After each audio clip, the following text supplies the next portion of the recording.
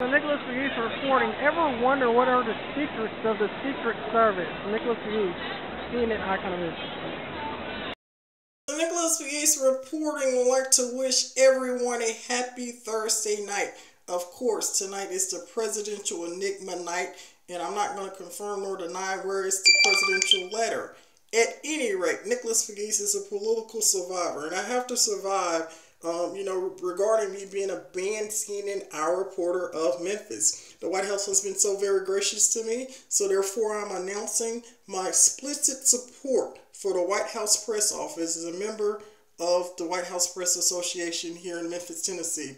Due to discrimination against me, Nicholas Pegues has to do what Nicholas Pegues does best and support those who support me. So I support the White House and the office of the Vice President of the United States and, of course, the office of the President of the United States under the Obama administration as a former CNN icon of Memphis for them supporting me as a diverse world leader. Nicholas Pegues reporting, may God save the Queen and God bless Queen Elizabeth II, CNN icon of Memphis.